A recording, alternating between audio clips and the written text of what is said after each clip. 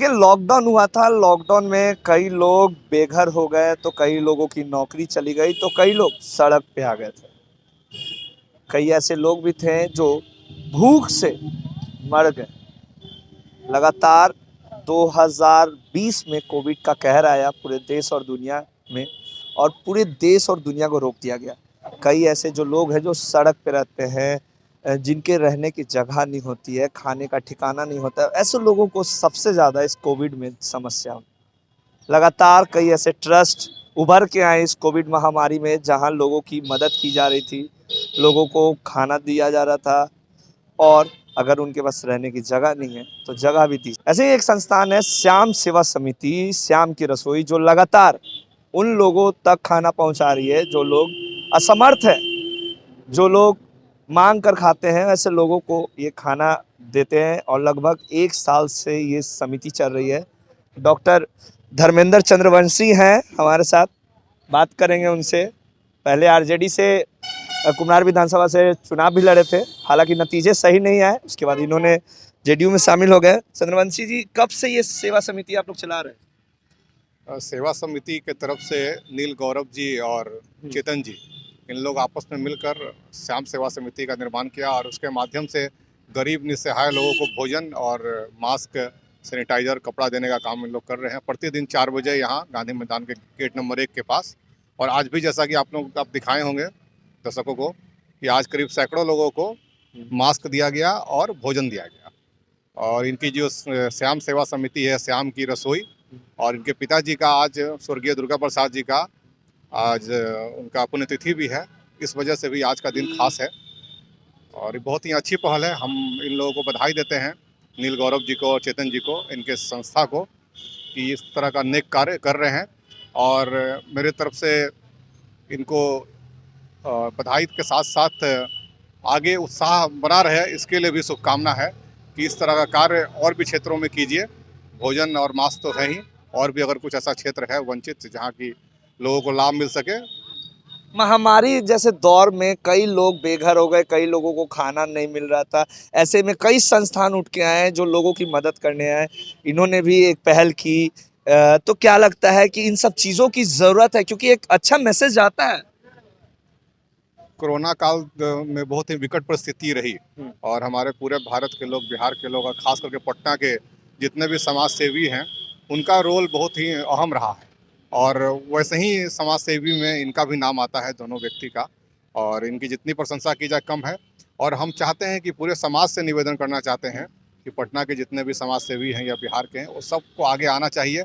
अभी तीसरा जो फेज़ था कोरोना का, बहुत ही अच्छे से हम लोग निपटा चुके हैं, लेकिन फिर भी बहुत सारे गरीब लोग हैं, लाचार लोग हैं, जिनको की सेवा की ज़रूरत है।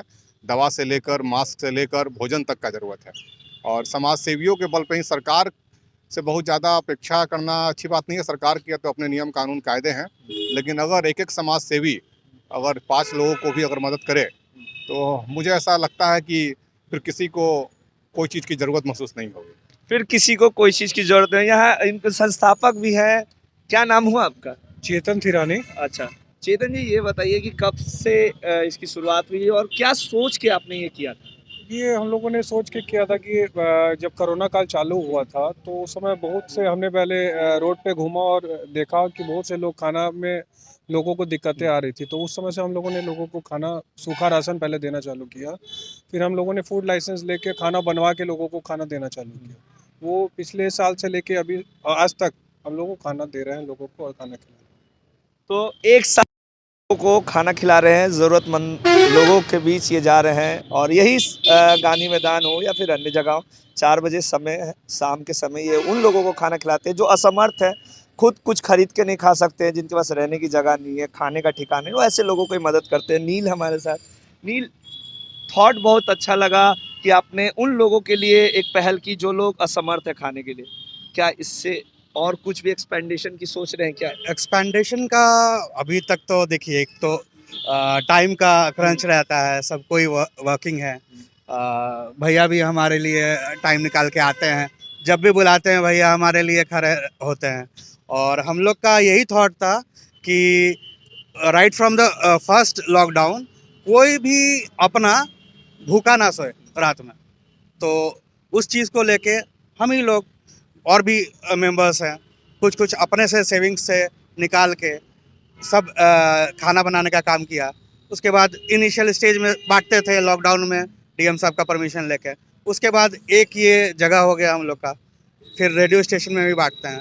तो यहाँ हम लोग खाना देने का, कपड़ा देने का, मास्क देने का और कंबल ओढ़ाने का काम करते हैं रात में। और आगे एक्सपेंडिशन का यही है कि आगे कुछ शिक्षा के माध्यम में माने कि गरीब बच्चों को पढ़ाई का निःशुल्क पढ़ाई का व्यवस्था करें और भी विभिन्न समाज के कार्यों में आगे हम लोग काम करेंगे। आपके संस्थान से लोग जुड़ रहे हैं, प्रेरित हो रहे हैं आपके काम को देखकर? लोग जुड़े हैं। इनफैक्ट हम लोग ने एक ऐप भी बनाया है अपने संस्थान का, उससे भी जुड़ने का काम कर रहे हैं लोग। और हम लोग आभार हैं धर्मेंद्र भैया का कि आभारी हैं कि ये भी जुड़े हुए हैं हमारे संस्थान से और निरंतर हम लोग को हेल्प करने का काम करते हैं। लगातार ये सेवा चलती हाँ, रहेगी। सेवा चलते रहेगा और जब तक हम लोग हैं तब तक कोई भी अपना भूखा नहीं सोएगा रात में।